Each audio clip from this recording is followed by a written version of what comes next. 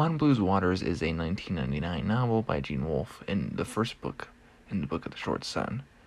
Now, I will say this before I really get into my thoughts, is that when I have been reviewing most of these Gene Wolfe books, particularly The Long Sun, I'm really just sharing my first thoughts after reading them, and giving a little bit of my opinion, but I have not quite digested these as well as I would like to. Um, and these are not quite the same as the Book of the New Sun, so let's get into that. The story of Horn is this, right? We're looking for Patera Silk to lead the war once more. Horn, with his wife Nettle, wrote the Book of Silk as we read it in Book of the Long Sun. And this is told in first person like New Sun, but is inscribed at the pen of Feather from the bird Oreb. He begins his search on Blue, a planet of which he lives with his family. It's been some years since Long Sun.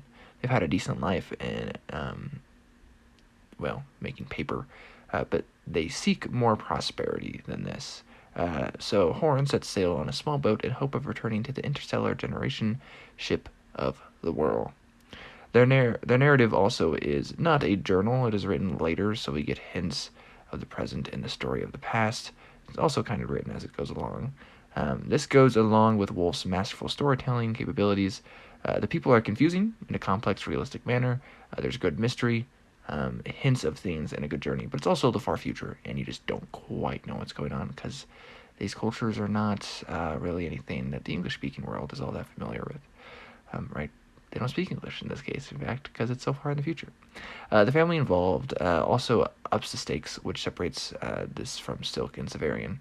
And the religion and animals themes are back, and this is what, I would say Owen Edwards calls the apotheosis, the merging of themes in final resolution. Blue is one of the two habitable planets in the system. Green is the other, but is considered less homely for some reason. Blue had a vanished native species called the Neighbors. Their ruins still stand. The natives' gods have supposedly vanished too, but they'll be important in the story. The sea rack scene involves a naked woman, which somehow Horn has never seen. He's never seen a naked woman. And he also hints of his own present circumstances and their astoundingness. I enjoyed New Sun more because of the weird sword and sorcery story. Long Sun is slower and different, more like a play on a stage, but with a sympathetic character in a world a bit less confusing, or at least on its surface, but I feel like deeper it probably is more confusing. While you could start the solar cycle with either New Sun or Long Sun, you probably wouldn't want to start here with Short Sun.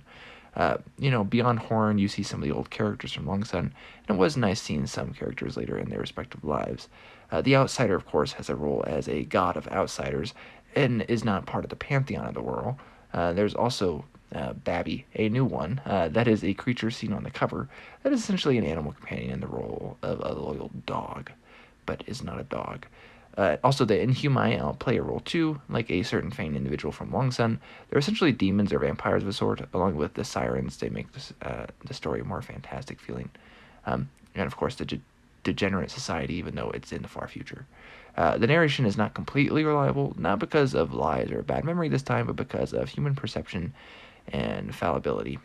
But overall, I really enjoyed this one. Again, I need to think more about it and maybe finish the series before I have some more complete thoughts on it. But I am enjoying it overall, and I look forward to finishing the solar cycle and then diving more into Gene Wolfe, as I've only read one of his other novels besides this, The Solar Cycle. Anyways, Liam from Liam's Ice, and I'll catch you next time.